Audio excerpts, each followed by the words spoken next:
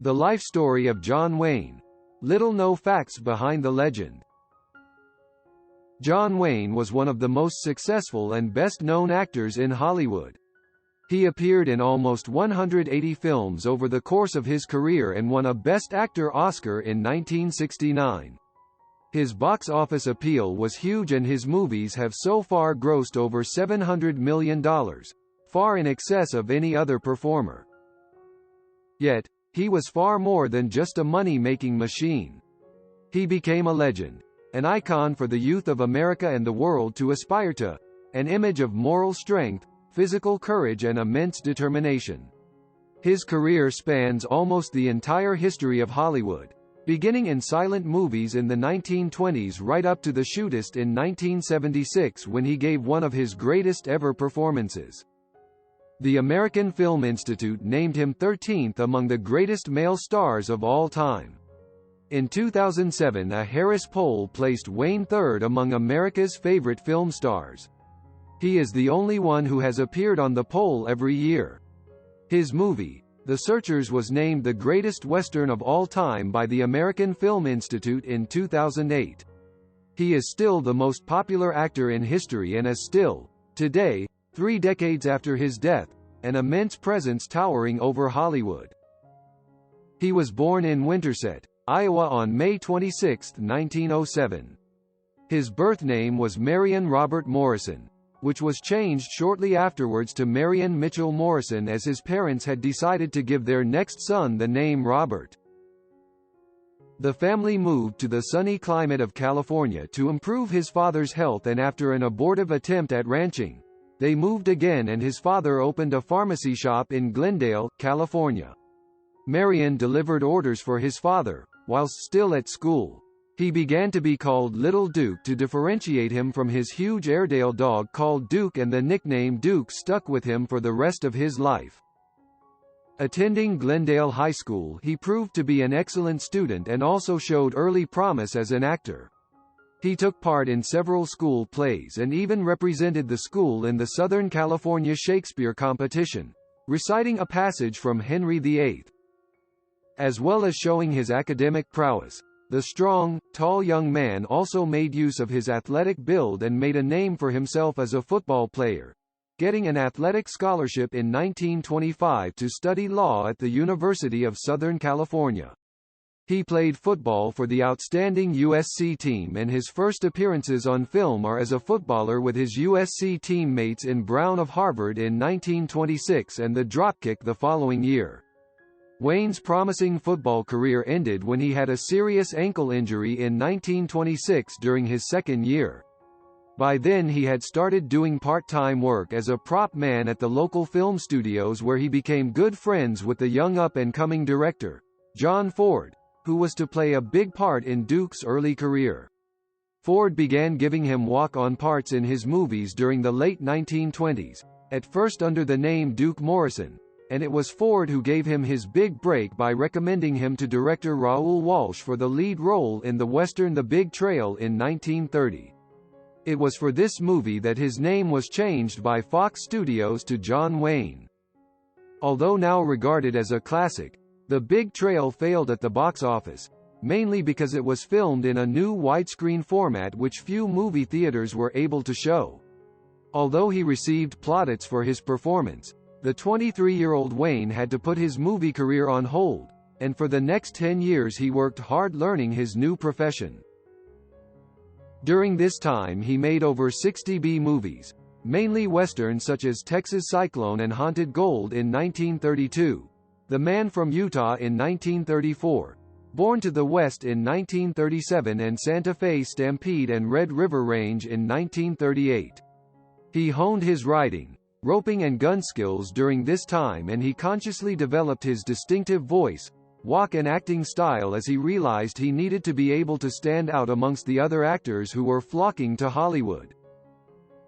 Finally, in 1939, he was given the opportunity to show what he could do when Ford cast him as in the landmark Western Stagecoach. It was the movie that redefined the Western and showed the depth and range of Wayne's acting abilities. He played an escaped outlaw called the Ringo Kid who joins a stagecoach on a dangerous journey through Indian Territory. The movie was a great success both critically and financially, and it made John Wayne a top Hollywood star. For the remainder of his long career, Wayne continued to appear in many of Ford's films of all types, particularly westerns such as Fort Apache in 1948, She Wore a Yellow Ribbon the following year, Rio Grande in 1950, The Searchers in 1956, and The Man Who Shot Liberty Valance in 1962, and war movies such as 1945's They Were Expendable and more conventional dramas such as The Quiet Man in 1952. In the early 1940s, Wayne starred in a series of movies with Marlene Dietrich, and his popularity with the public continued to rise steadily. He received criticism and accusations of being a draft dodger for not entering the armed services during World War II. He was in fact exempt from military service due to his age. He was 34 at the time of Pearl Harbor, and his family status, classified as 3A, family deferment. He made a very significant contribution to the war effort by making films such as The Fighting Seabees in 1944 and They Were Expendable in 1945, and many wartime veterans said that a major reason for their joining up was their great appreciation of his movies.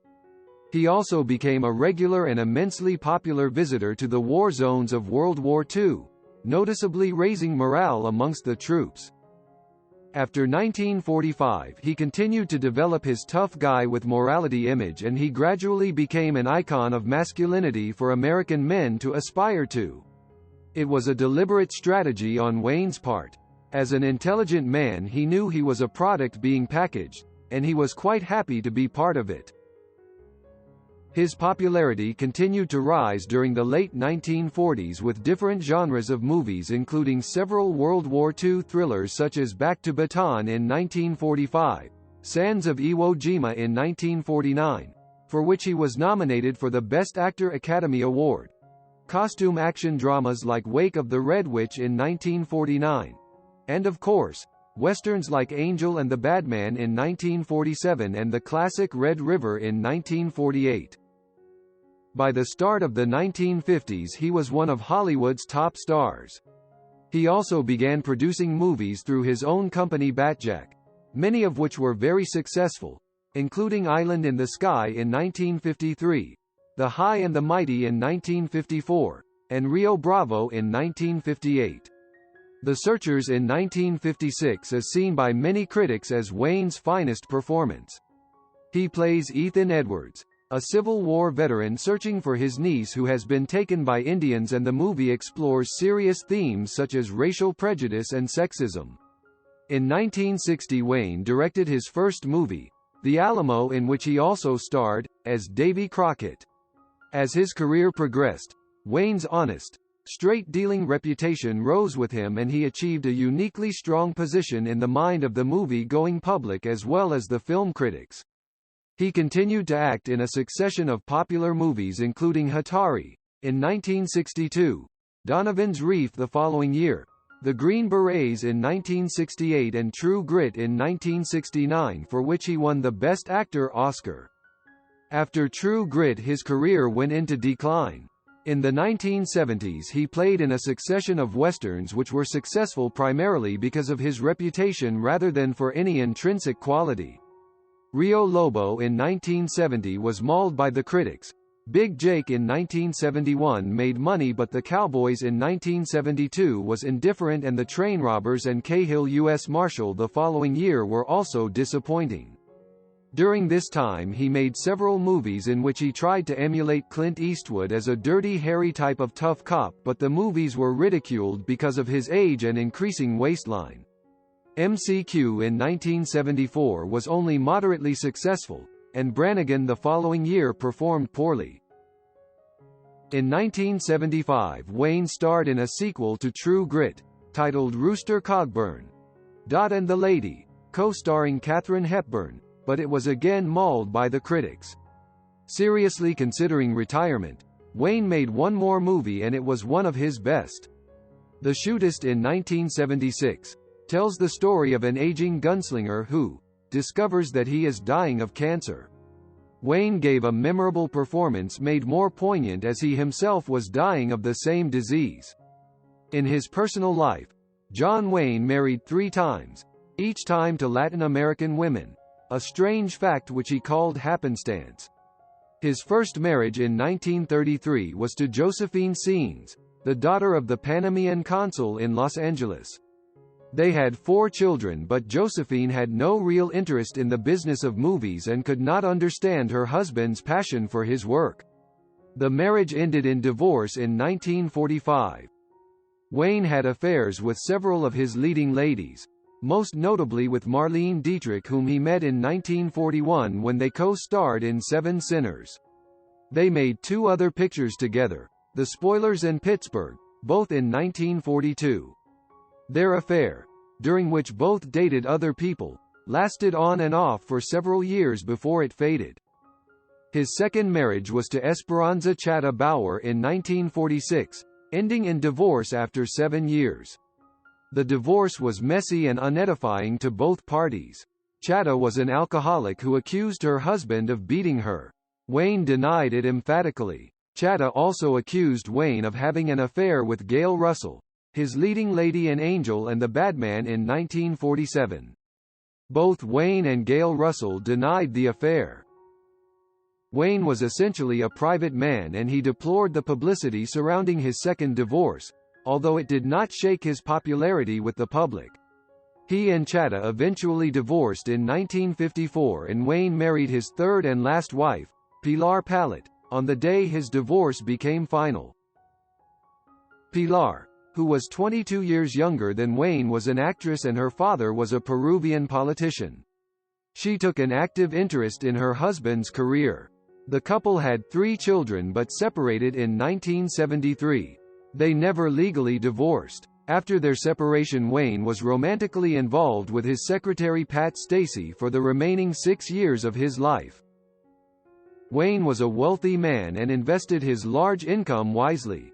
He lived with his third wife, Pilar, in a large house in Newport Beach, California, where he also had a 135-foot yacht. He also owned cattle ranches in Stanfield and Springerville, Arizona. Wayne began to have serious health problems in the 1960s. Since his youth he had been a heavy smoker, getting through 5 packs a day, and in 1964, he was diagnosed with lung cancer. He underwent successful surgery to remove his entire left lung and 4 ribs.